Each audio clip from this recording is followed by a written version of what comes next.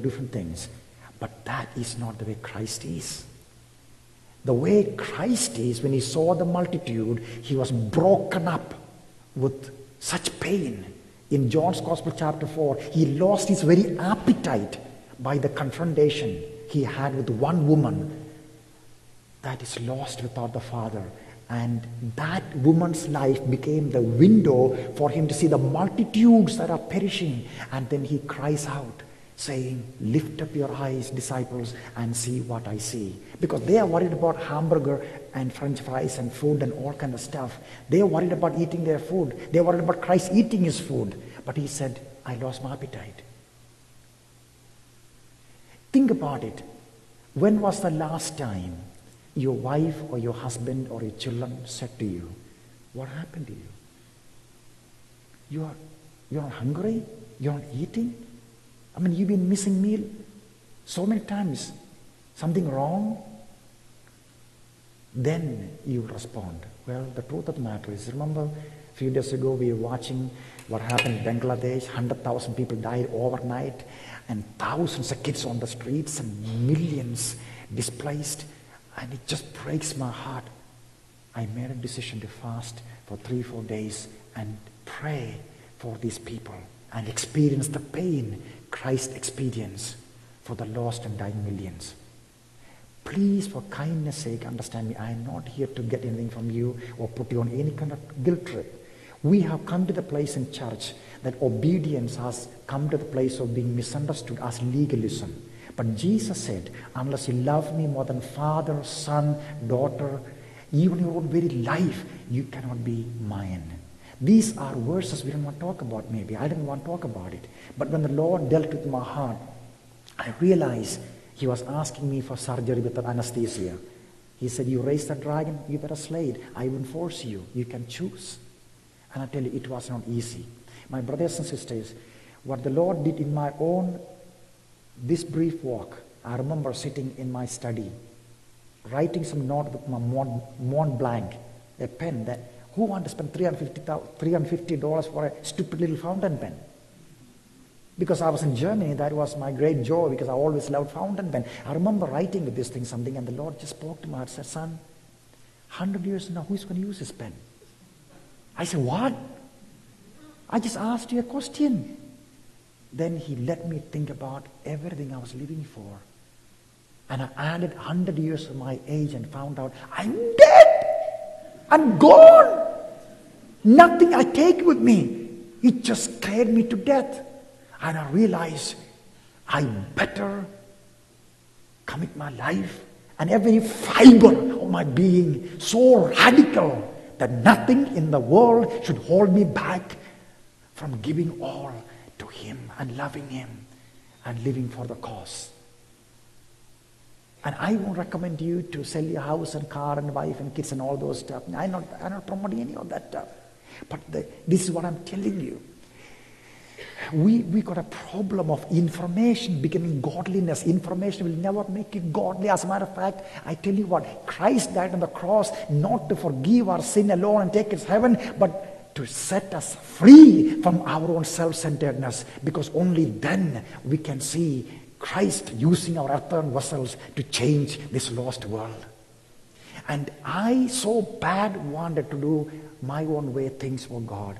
And the Lord said to me, listen, why don't you become a servant, a slave? So that instead of you just go into some mission field on your own, trying to do something, let your life become the reason for thousands of my servants go to the mission field. It was a whole new revelation, new understanding. You say, what are you talking about? You see, countries like India, with over 1 billion people, they will not allow Americans to come or Europeans to be missionaries there to preach, baptize and plant churches.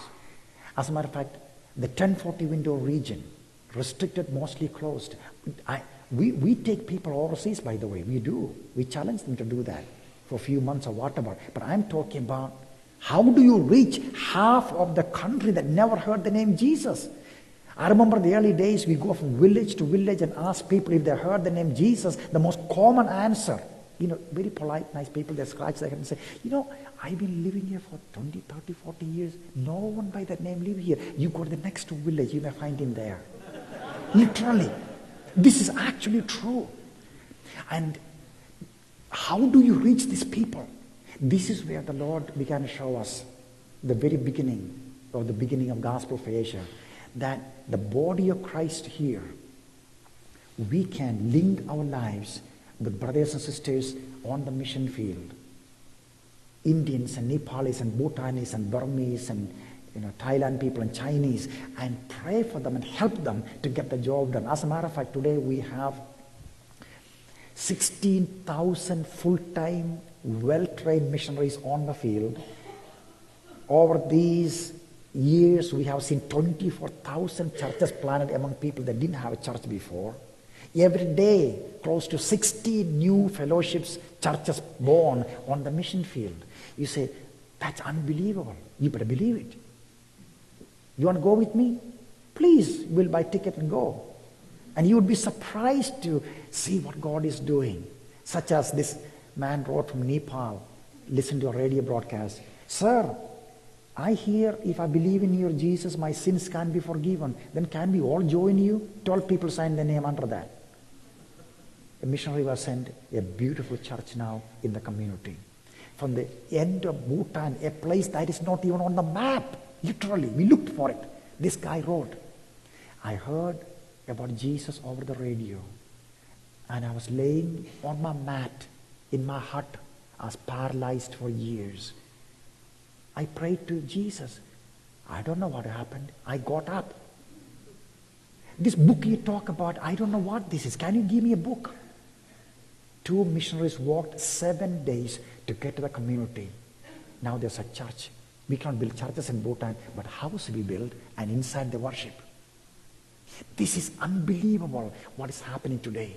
Did you know in India, nearly 300 million people of the population, the untouchables, the Dalits, you ever heard about them? The worst slavery in human history.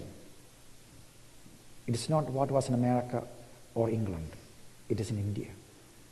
162 million child laborers, little kids, 4, 5, 6-year-old kids starting to work from morning till night, making 8, 9 cents for the whole day's labor. Do you have kids? I have 2. Think about your little boy and girl, half naked, working to make a few cents. You know who are these kids? The children of the untouchables. You see, what is it that I'm so consumed about my children, their welfare, their health and wealth and education? Is God so partial that He has no feeling for 100,000 children wandering on the streets of Bombay, not knowing who their parents are? He cares. He weeps. But the problem is not His. The problem is mine, that I cannot become like Him because I'm consumed with my own affair, even in spiritual things. And I remember the Lord speaking in my heart, son, 7 expensive leather-bound Bibles sitting on your shelf when half of the world have never seen one page of the Bible. What is it all about? And I began to weep. Is this not the radical